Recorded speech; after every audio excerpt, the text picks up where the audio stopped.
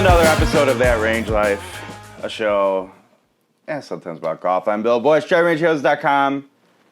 That's Chris McEwen, at Chris McEwen on all the social medias. If you are listening to the podcast, thank you. Big milestone. Yeah, how about that, We should say that what it is, though. We just had a big milestone. Let's just leave it at that, okay? Are we burning up the podcast charts in the golf world? Yes.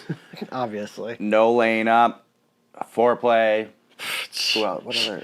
Fried egg. Fried egg. Watch out. That's it. And here's the best part. Am I joking? Am I being serious? Maybe. You don't know. You don't know. You don't know, but it's a good one that we're very pleased about. Feels a little weird to do a golf show, not to go, your golf show, stay out of politics. And I'm not going to go deep because we just don't on the show, but not really in the mood. Yeah. It's a tough week. We had a real, I'm not going to tell the story on camera, but like we had a week of mixed emotions in the McEwen household. Some good things and not so good things that occurred. Quite familiar. Yeah, well, albeit I don't know the tale you have, but I can relate. Much like the Bush household. It's there were some great achievements across the family, just a lot, and some good fun, but here we are. Yeah. So we don't have we didn't do show notes. We're not prepared. But hey, for this big episode, we do have a sponsor today. Okay. If you watched our show last week, we had watched or listened. Right. We had Chris Koski of Adele Golf. Yeah. And we did a Taco Bell menu draft. It's true. We did. Well, I was doing business while I was away in Wisconsin this weekend. I was in Wisconsin for national dance competition. You were competing again. I was, and did pretty well. Not gonna lie. Congratulations. My contemporaries were really coming around. But I got us a sponsor for our show today. Okay. This is going to be play better for those on YouTube who can see the product placement we're going to do, but... Right. This is cold, too. I haven't seen this. Taco Bell's original Mountain Dew Baja Blast. For all of your... As a 12-pack. Golf driving range needs. You're not allowed to drink that. You were not allowed to. I'm telling you, I don't know. Yeah, I couldn't leave it though. I got a text, like while I was driving up there. My wife, and daughter went up. You're gonna first. put it up here? Yeah, I should. What am I doing? I forgot how we do this. Yeah. We're driving up. It got up there before me, and they said, and she texted me. She's like, "Have you ever had Baja Blast Mountain Dew?" And I go, did you listen to the show already? I'm like, you don't listen to this show. And I love that you told her it was my 4th round pick. Right, it was. And I'm like, are they going to Taco Bell for lunch? I go, that's the first meal up at the dance competition. I don't think our 10-year-old needs to be loaded up on Taco Bell. Much respect to Taco Bell. And she goes, no, we saw it at Walmart. And I went, that can't be. So I made some calls. I hit up Taco Bell. I hit up PepsiCo, and I said, look, is this true? And they said, yes. I said, will you sponsor this show? Here's the draft. And they said, of course. Right. We'll get a 12-pack out ASAP for product placement in your next show. Checks in the mail. We're going to get you guys like a storage unit full. Out of the way. Right. So... Baja Blast, Taco Bell's favorite. Chris Koski, let me know when you're coming to town. I'll make sure we have a fresh case for you. I've never had one of these. Part of me thought we should crack one open for the fun of it tonight, and then I went, well, we do have to go to bed. So it's true. I don't know if I could finish a full one. Oh, no, absolutely not. We'd split. Yeah. We'd split it. Yeah, that's a lot of sugar and caffeine.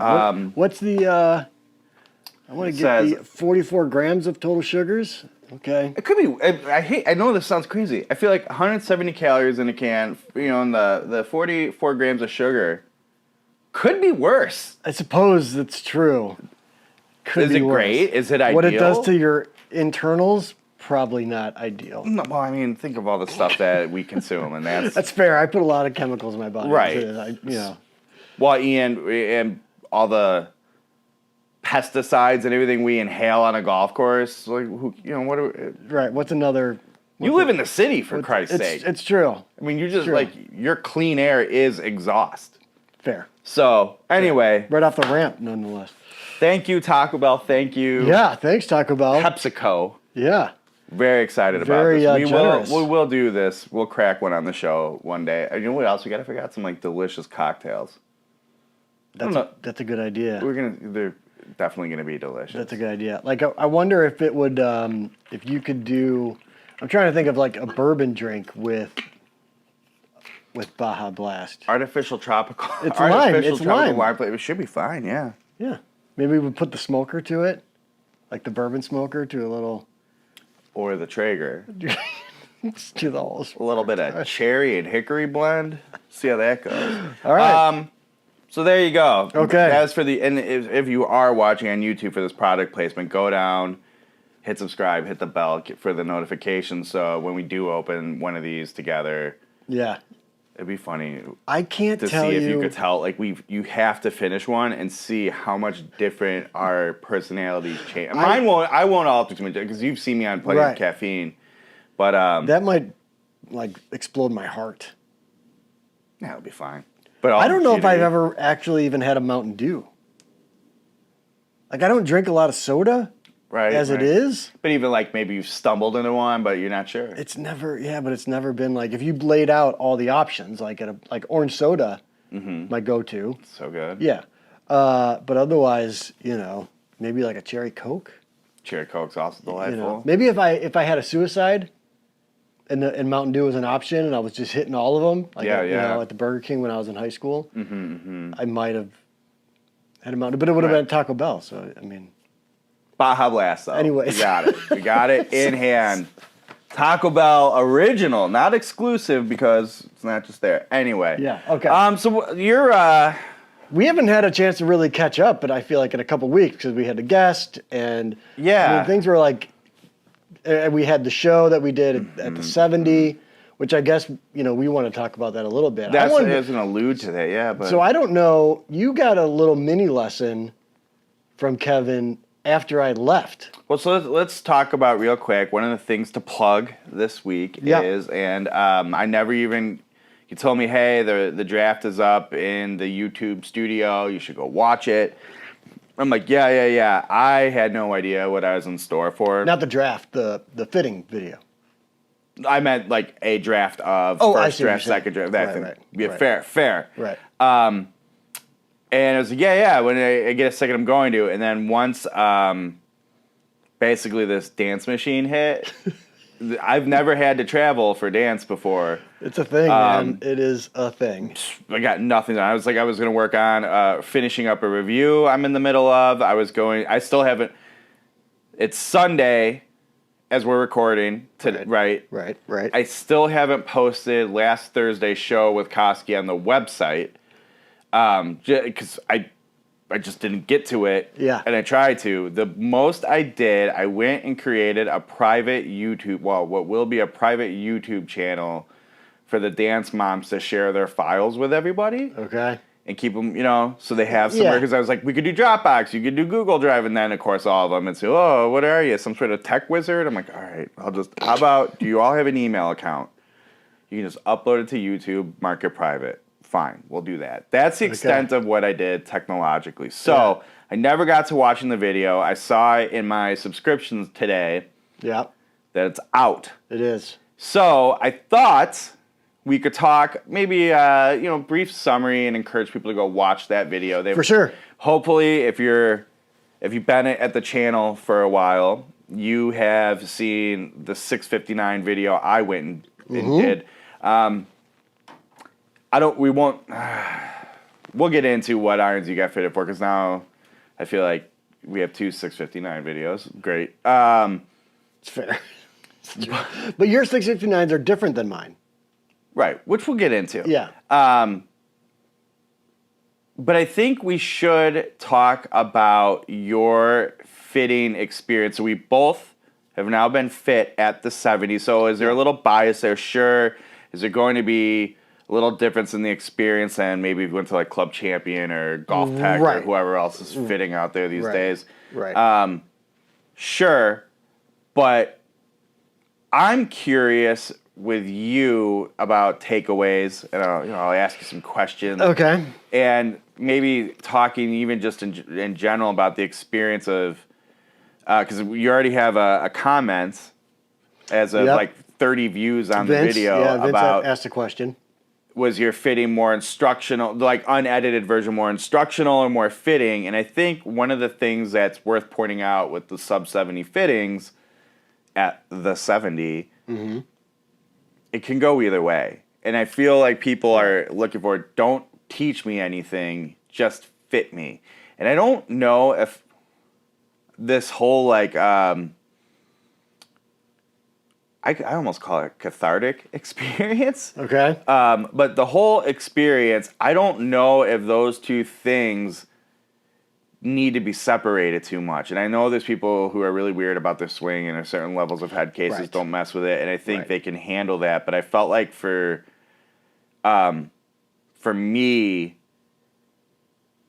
that played a huge role, but definitely for you, the instruction that went with it helped you get fit into the best clubs for you. Yeah. So, I don't know.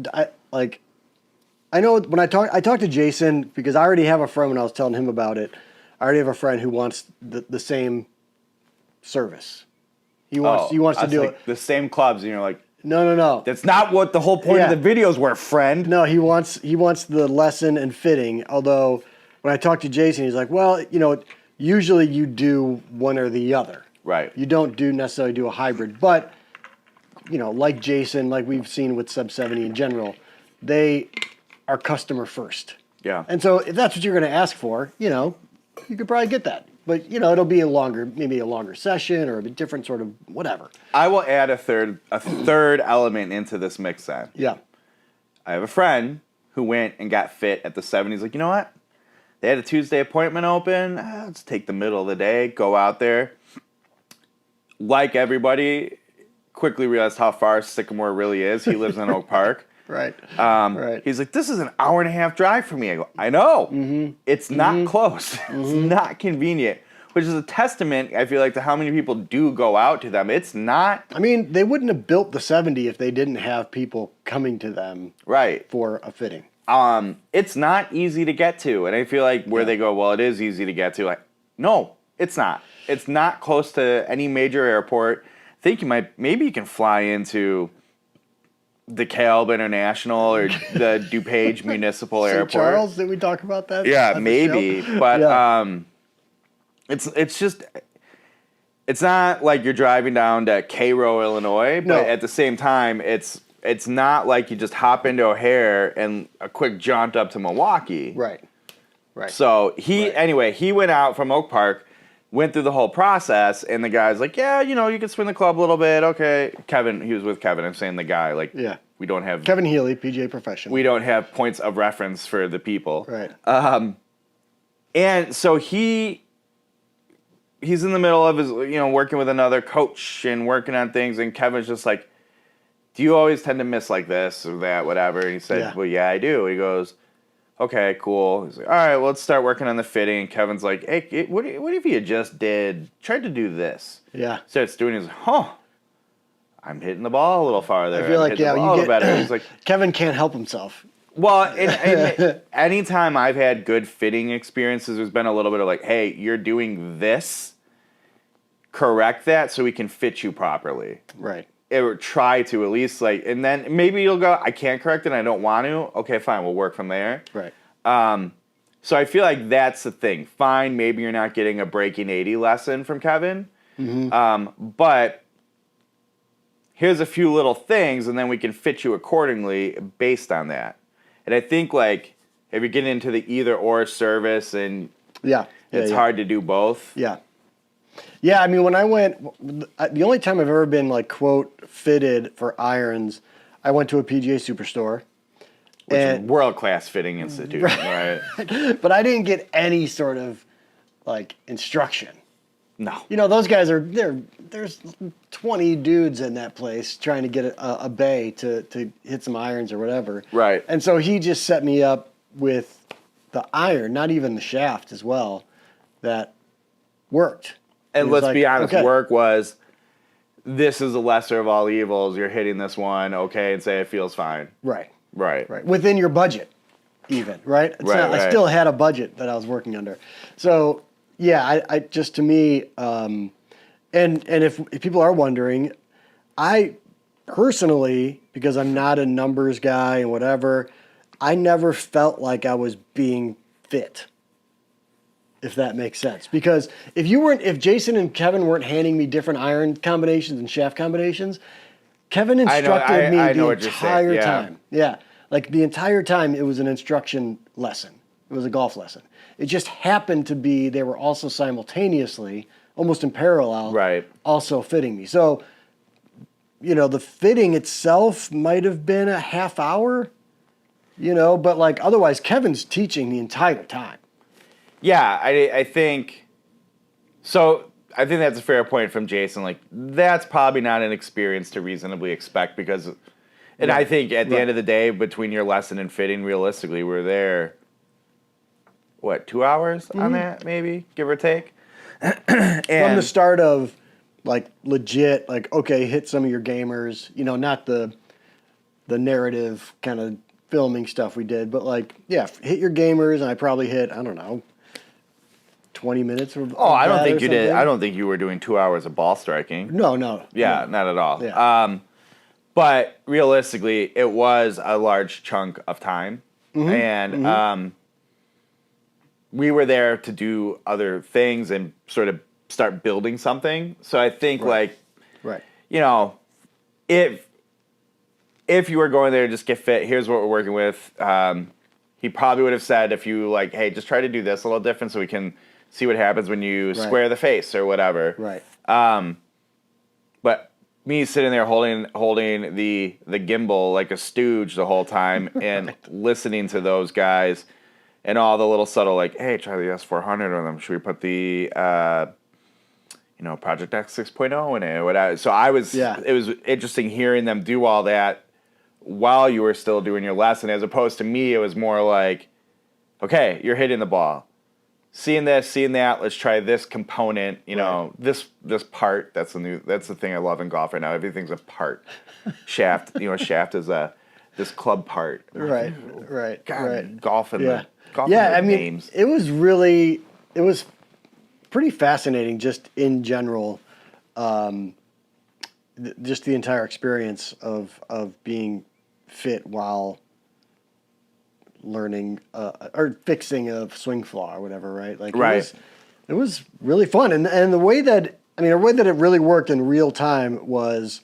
I'm going to my notes, by the way, for this. I'm not just reading on my phone. Hit your gamer. Yep. And so, Kevin and Jason are watching. Well, Kevin is he's multitasking beyond. He's not only is he watching my swing, obviously, but he's also looking at the numbers because he is part of the fitting duo that was there. Right. So he's also looking at numbers. And then, so he gives me a couple things. After I hit my gamer, he's like, okay. And then we went to the sub 70 stuff. He's like, let's start playing around with that. While we're working on your spin rate and your swing speed, right? Yeah. Basically. So we're going to look at your spin and a couple different things from the fitting perspective. But at the exact same time, Kevin is telling me to stop hitting from behind the golf ball, which is what I was doing forever. But yeah, and then from there, it just went. They were swapping stuff out, and I was working on, Kevin's sort of instruction or teaching, and while that was happening, it was really crazy. The ball flight changed obviously because I was using a shaft that was too light, and I was playing irons that were actually super game improvement. I don't really need those, so the ball flight's changing, the spin's changing. All I'm focused on is trying to get on my front foot. Right. That entire time. That's it. That's all I was trying to do. And at the end of the day, I got clubs that fit me way, way better. God, I can't wait to talk about those. I have 700 questions I want to hear you answer that I know I'm going to forget, and it's driving me crazy. It's almost like I wish I had my notebook to be like, oh, right, okay. Right. So I think it might be. I can see you, especially just knowing your brain. I don't mean that negatively, because I'm not doing a. I get it. With the way your brain tends to work, I could see you kind of struggling to differentiate between your fitting and coaching experience there. Especially, let's be honest, you don't have a lot of experience in either department. 100%. So my first lesson. I forgot about that. Yeah. And all of us being like, you got to be kidding me. No one? All right. I mean, other than Phil, right? Right. I mean, we've played golf a couple times, and he's always said, oh, you do this, try doing that. Right. But we're playing. But not sitting on a driving range. No, and having a guy, I mean, he had his camera out and the whole thing. I've never had that sort of thing. I want to point this out real quick before you get back to fitting. I'm seeing a lot of guys in this day and age using their cell phones and iPads, and they do great work, but maybe Andy Gorman's the only other one I've seen take just a crappy quality cell phone video and be able to use it so well to fix something. Yeah. Kevin didn't even wasn't doing anything fancy with the coaching tools. I mean, he is just a basic iPhone video, and he goes, yeah. He's just doing the whole, in his photos, going like this with it. Right. It's back and forth. Right. See? Right. Oh, all right. Yeah, that's true. That's a great point. He showed, and he probably didn't need to, but, when he's used to coaching and teaching, and so maybe some students want to see. Well, and I would tell you this, my experience with the instructional part, which, again, maybe it's worth talking about lesson stuff in another video and the lesson with him, but here's how that went for me. I know what you're doing, but I know it won't make sense when I tell you unless you can see it for yourself and believe it. Okay. And so he was just trying to get me something to go. Yeah. He goes, I can just look at the numbers up there on the screen and look at your shitty swing. Right. This is what you're doing. What? I don't know what was it? You kind of hinted at it. So but it was a setup issue? So, and I know, and again, I'm gonna say and again 7,000 times this episode. I'm running on a fried brain. I'm just gonna tell you. Do we need an and again drink count? If every time you say it, do we drink? I'm gonna tell you. When you texted me about doing the show tonight, I said, you know what? Some time in our separate corners to decompress tonight won't hurt the family. Let's do the show. Yeah. Is my brain there for it? I don't know. So, and again, maybe a thing tonight. So yeah, if you're watching this and can drink every time. We'll drop that maybe in the cold open on the podcast. Every time Bill says and again, drink. There you go.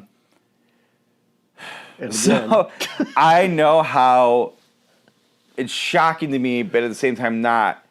Once Kevin figured out or showed me what I was doing, it's almost like seeing your life flash before your eyes. And I went, I know exactly how I got here. And I could recall almost every major moment of struggle in about a decade of golf, which is almost like repressed memory. I didn't how am I remembering that? Yeah. And going, this is why that was happening. And when I went through it there and there and there, I go, this is why. And I know why I started doing that in the first place.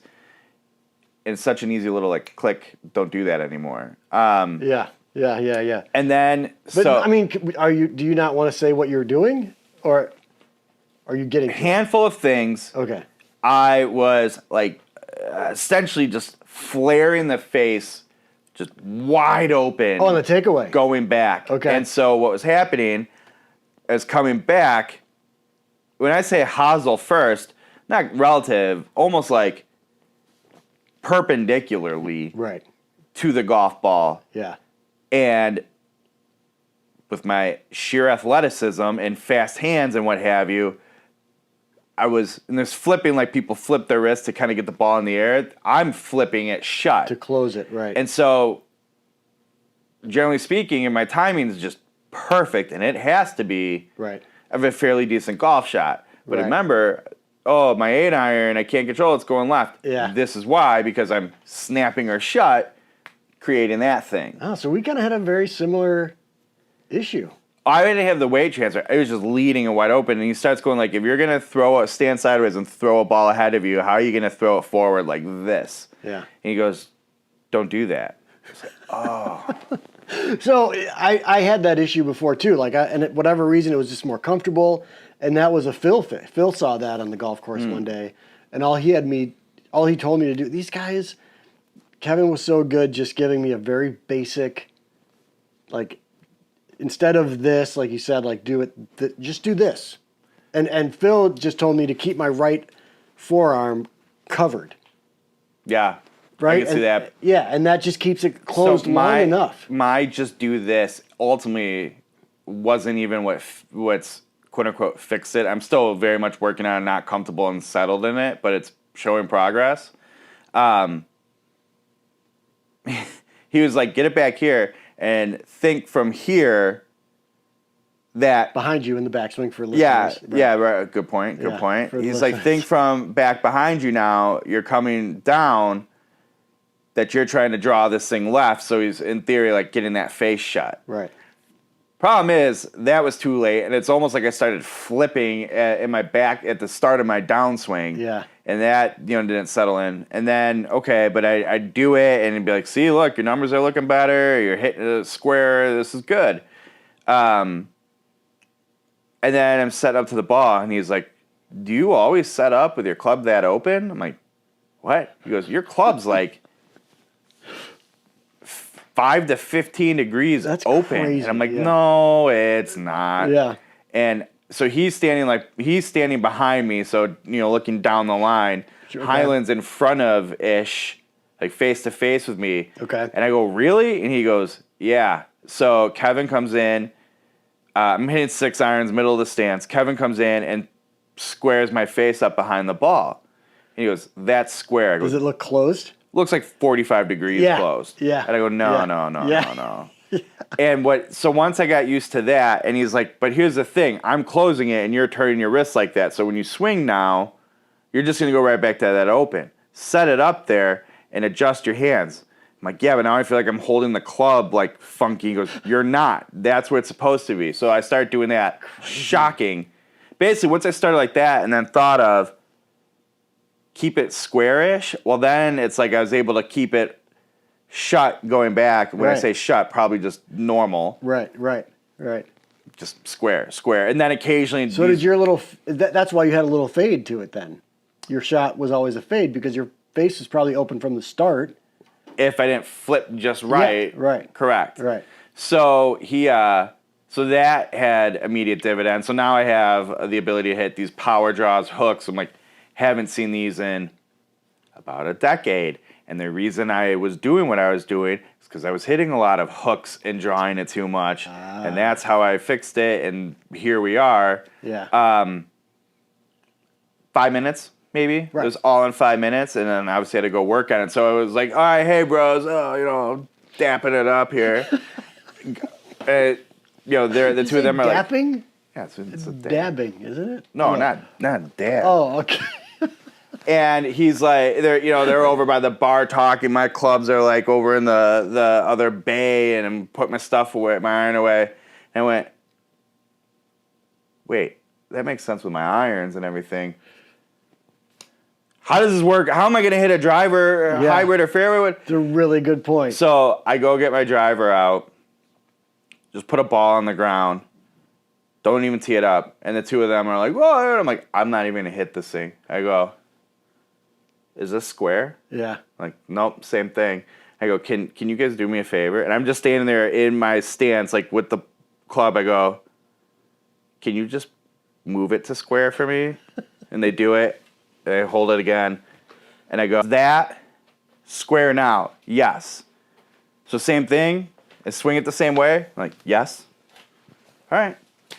Shut up. That was it. Yeah, so I feel like I have to figure out driver still with my swing flaw and fix because we didn't touch on driver at all. And it feels, again, it's a little counterintuitive. Mm-hmm. but I did go and I hadn't gone to the range since I played like 54 holes of golf after the fitting / lesson. And I think you and I, like you had texted me at one point, like this post instruction is going to be a thing because swing changes, for those that don't know, swing changes are hard. So hard. Swing changes are hard. And so like when I went out and played I played 9 holes one late afternoon, and I was like, well, this is a nightmare. Because your head is broken, like your brain is broken, your body. You know what gets me though? It's not even the swing change. Like, fine, whatever. For me, there's so much. Just it's I say so much, but it's pretty minor. Visual. I'm looking at something totally different now. Almost. I might as well stand with a left-handed club. Right. Right. That's how weird it looks to me. Yeah, and I will tell you, I've had the most immediate blind. No sense of familiarity with it, but it just works. Success with the driver. Driver and 3-wood can come and go. For whatever reason, yeah. Okay. Well, and it makes a lot of sense because it's just naturally fixing a lot. Shocking, I'm hitting these big slices with my driver that I end up just doing a lot of bad things to make it work.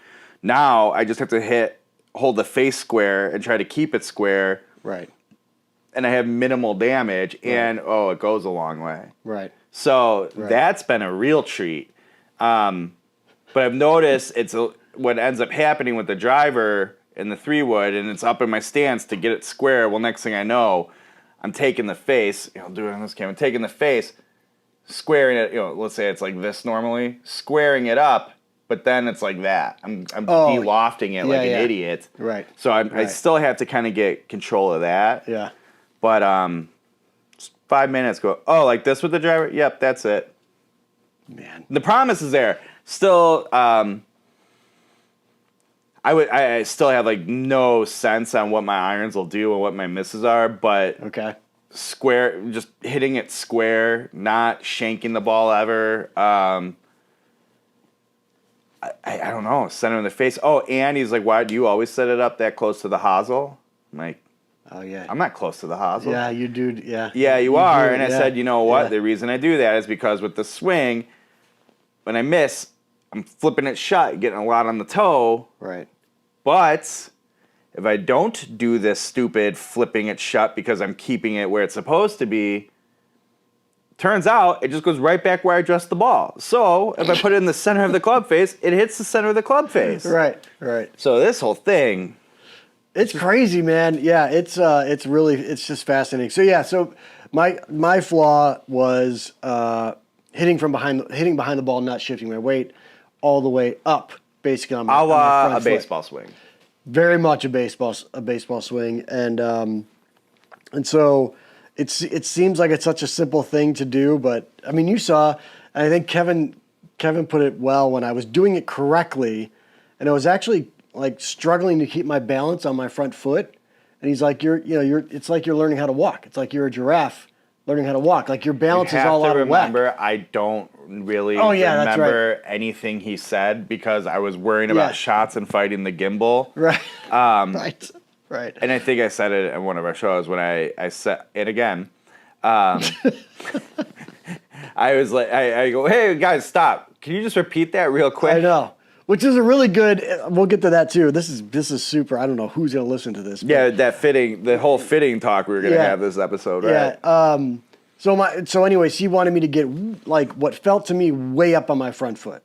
So his feel explanation was, I want you to feel like you're hitting the ball from behind you, right? So you're gonna get so much up front on your front foot that when you hit the ball, it's gonna feel like it's behind you. I'm gonna start doing that now. Like he didn't tell me to do it. I'll tell you this too, real quick, so if you can get your coach, whoever it is out there that's coaching you, that's instructing you, to record the lesson. Oh my God. So as I'm editing this video, which, you watch it over and over and over and over again, like there are just these little things that you forgot while you're in the lesson that you get to hear back and you're like, oh. Well, I wasn't doing that. That one little thing, even though you still have the big takeaways, that one little thing could be that like weird gotcha trigger that makes it all snap in for you. It's the trigger, 100%. So yeah, So anyways, I wasn't getting up in my front foot. And so when you don't get up in your front foot, what ends up happening, you flip the club closed, and I was hitting hooks. I'm hitting the right side from as a right-handed hitter. I'm hitting the outside of the golf ball, and it's just a straight hook. Not a pull, just a hook. So, so just kind of going through that sort of, wait till you see, so I played, whatever I said, 54 holes. The first 9 was like, whatever, I don't care. I'm just going to, like we talked about, like you got to stay with it. You can't abandon it no matter how bad it is. And so I stayed with it.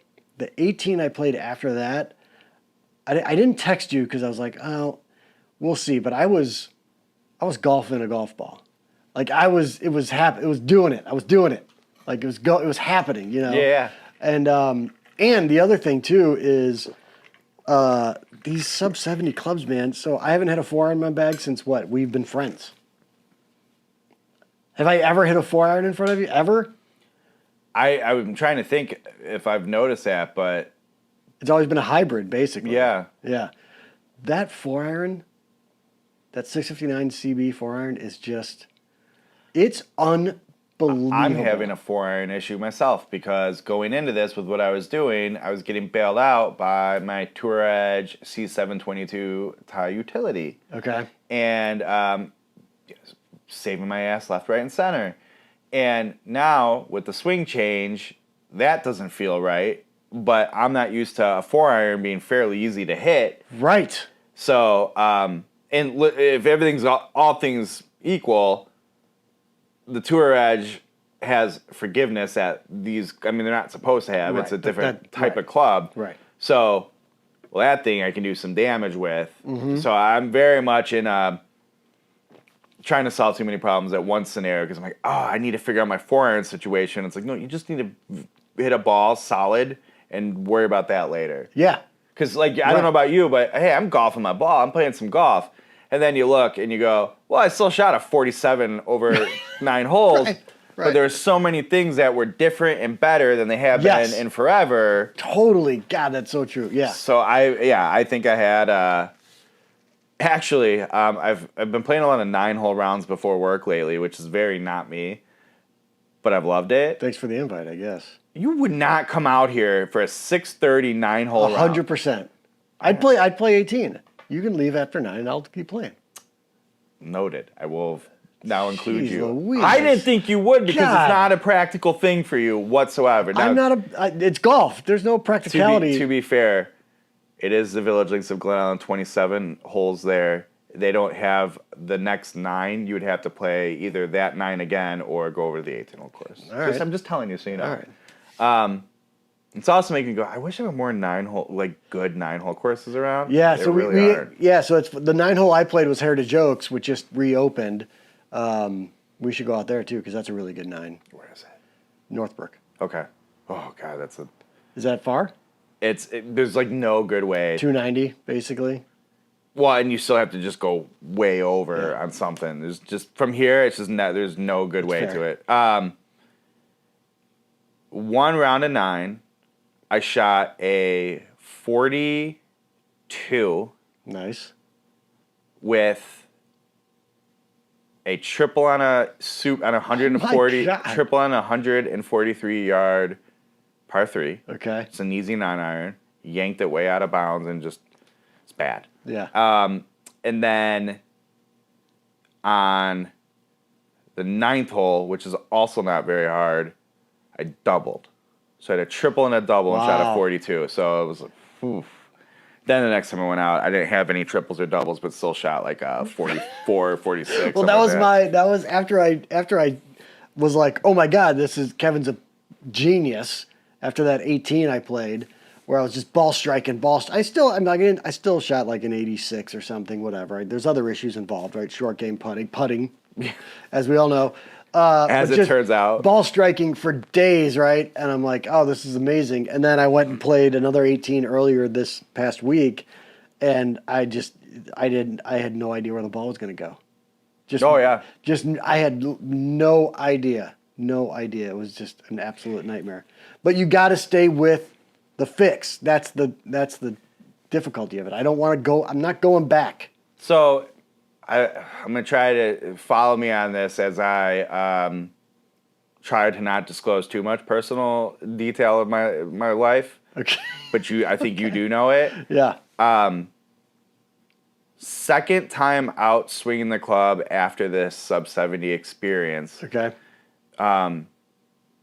Told you, like, hey, I wasn't feeling great. Right. And I'm like, man, this... because we were supposed to play the next day, and I had to cancel. Right.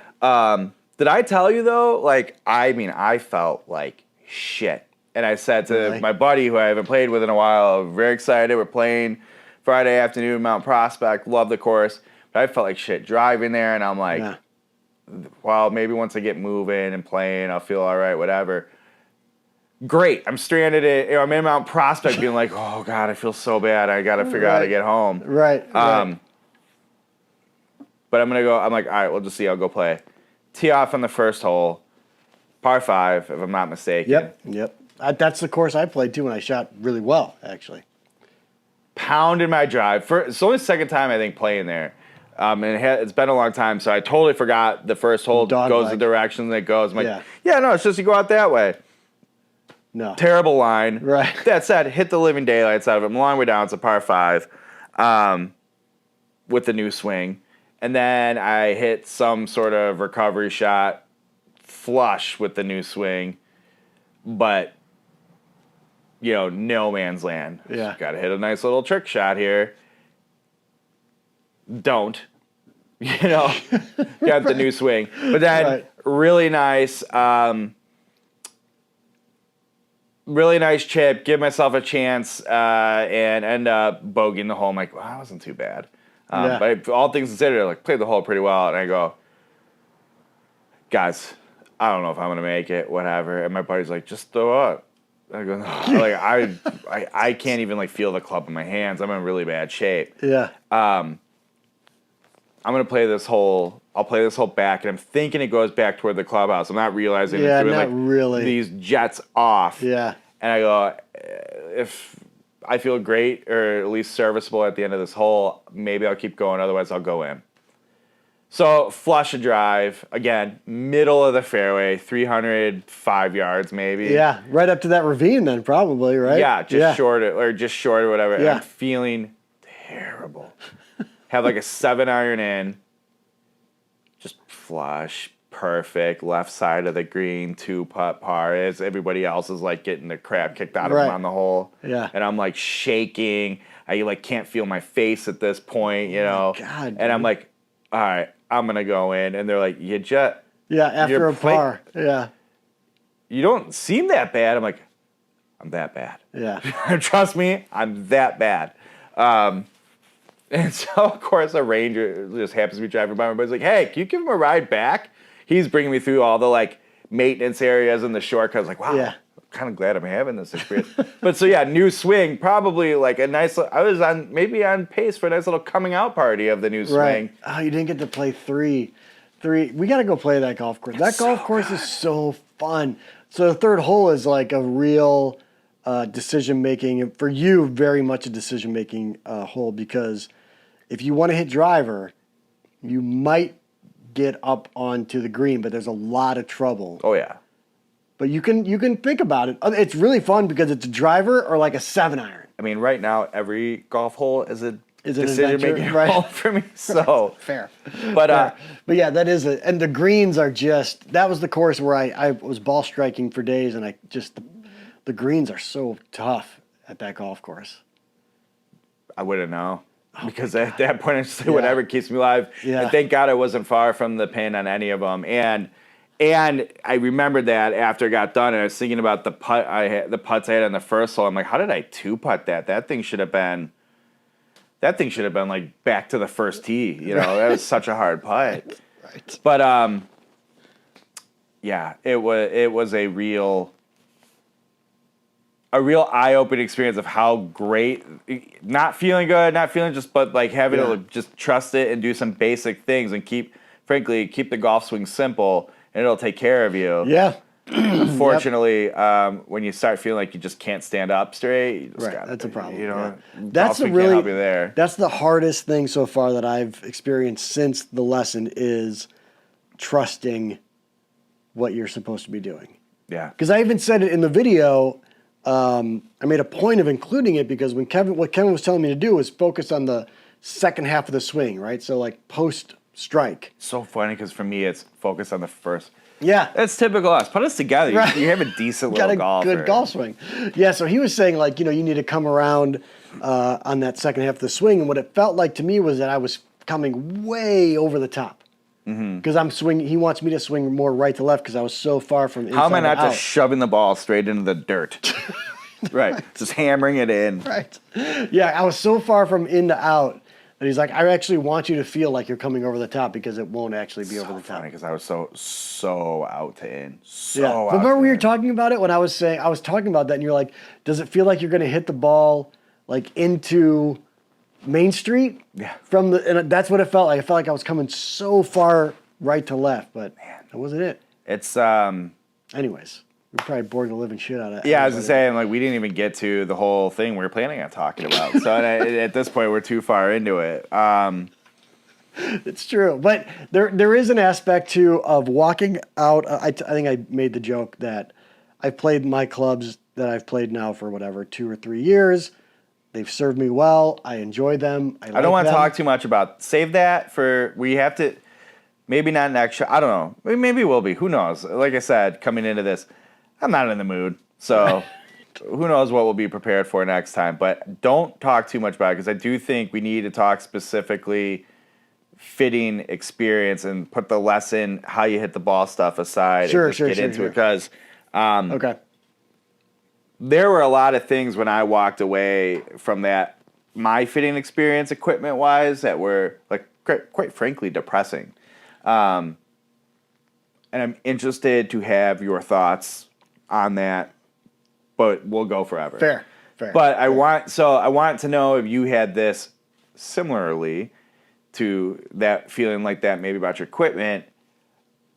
I walked out of thinking, hey, I can hit the ball a little bit when things go well. Like I can shoot pretty decent scores from time to time, sure. All things considered. Sure. I walked out of that 5 minutes of him busting my balls really more than anything. Right. Going, it's a goddamn miracle I could even hit a golf ball. Oh, for sure. Never mind like, hit a golf ball well or straight around target. For sure. It is a miracle I could hit a golf ball that you with weren't just a golf club. shaking everything? Or something. Yeah. Topping them, you name it. And I almost have to go back and watch both the fitting videos to hear Jason Hyland say nice things about my golf game and my abilities. Right. Because I go, no. Right. Nope. See, and to me, everything made sense. Like the way that I was fixing my hook was I would feel like I was going to hit a huge slice, which meant instead of closing the face and flipping the face closed, I was holding it open as long as I possibly could and hitting these big fades. But that was like how I got by. So the way you did do it okay and hit good shots was a miracle. Right. That's what I'm saying. Right. And that made me so upset. And then, of course, I'm like, you could have been getting lessons this whole time. And then here's the thing. Right. I don't think every golf coach who's a really good golf coach is a good golf coach for everybody. And I think 100%. I've had guys who go, I have no idea what you just said to me. This isn't helpful. And it doesn't trigger in my brain. And some guys really do just find a great way to get through to you. Yep. And I think, and sometimes just they got lucky and just said the right magical words in one sentence. He went, that's it. Right. And I feel like that's what happened to me. I had that 2 seconds of, just don't do that. Oh. Right. And then I had a baseball coach that used to do that. Like, just don't do that. Be like, oh, okay, cool. Well, think of how often it's like, oh, all right, that's that easy. Right. And then you didn't know you were doing it in the first place. Right. Yeah. And so I'm like, oh, I just have to not do that? Yeah. He's like, yeah, just don't do that. And I'll just think, I want to hook everything and watch what happens. And so I could see that. And then though, and this is what I mean, then when he goes, put your club face there. Done. Yeah. Depression for my last decade. All the wasted effort. Well, and then I'm like, maybe I could have been a scratch golfer. Maybe I wouldn't have gone through the wedge yips or whatever. And then, of course, I went, wait a minute. Who cares? Right. Like, oh boy, I would have been a scratch amateur golfer. I'm still making a YouTube show in my garage. It's awesome. I was going to say, we'll close this thing out, but like, wait till you see. So I did end up going to the range after those 54 holes because I was like, after the 18, I'm like, I got to get this figured out. I have to stop thinking about the swing. I have to just do it. And wait till you see how much. I have like a Scotty Scheffler thing going on with my back foot, my right foot. I could see that. It's really something. It's like for me to really feel like I'm getting through the ball and up on that front foot and doing all the things Kevin told me to do. Yeah, it feels dramatic. I'll be interested to see like if you. I wonder how we are going to be next time we golf together. Will we be mean to each other about our changes? Will we be like? I will be very supportive of you. Let's say, oh yeah. Will we be supportive and helpful? Will we be like kind of isolating ourselves, going, can you just not talk to me? Please don't. Yeah, going through. It's nothing personal. I'm going through something. Right. I'd be really interested to see because I do, and we're both a little weird. So that's also true. Slightly on some spectrum, maybe. Like we'll see where it goes. All right, we got anything that? So we got your sub 70 fitting video. Yeah, sub 70 fitting is up. What are you plugging? I don't know.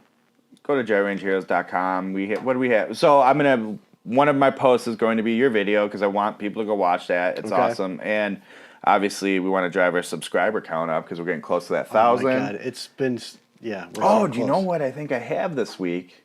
And if I don't, at least you can see my enthusiasm for an upcoming post soon, but one of Grant's Bridgestone. Oh, nice. I want to say it was the Tour B RXS. Okay. If it's not, it was the other one, the RX. Okay. And if it's not one of those reviews that went up this week, I'm very excited for that review going up. Grant did a great job, and it was a nice perspective to have. Official golf ball of that Range Life. Sometimes about golf. Matter of fact, our real sponsor of the show. True sponsor. Our other sponsor of the show. Yeah. We need to reach out to them because running low. Running a little low. Hey, Elliot, running low, bro. A little help over here. If you don't mind. A swing change. It's been dirty. We got a swing change. I got an Arizona trip coming up. We're playing best ball, which means I always hit second, which means I'm hitting driver off at every tee. This is not in desert golf. You know, two things.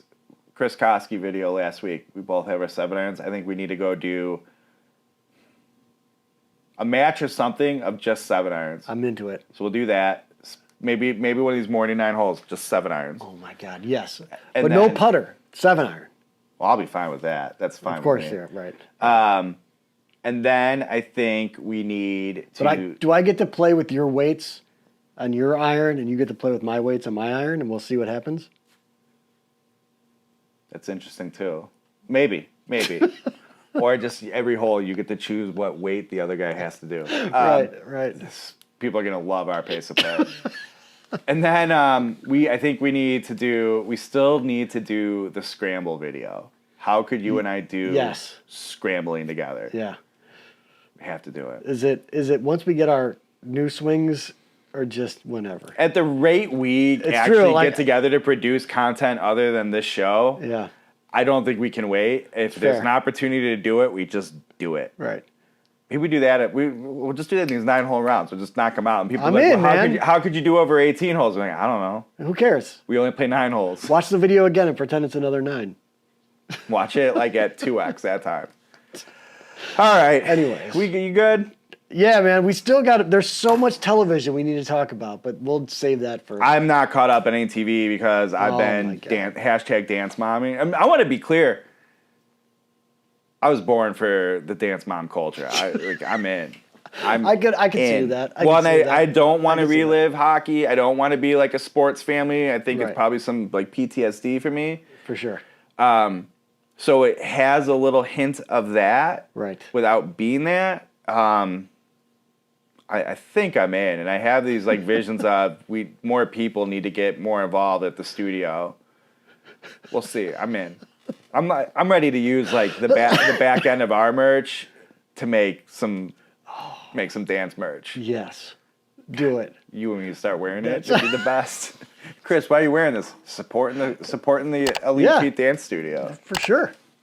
All right. Let's wrap it up. That's Chris McEwen at Chris McEwen on the social medias. I'm Bill Bush of DriveRangeHeroes.com at Range Heroes. This has been the At Range Life, a show sometimes about, and again, fittings and lessons. We'll see you next time.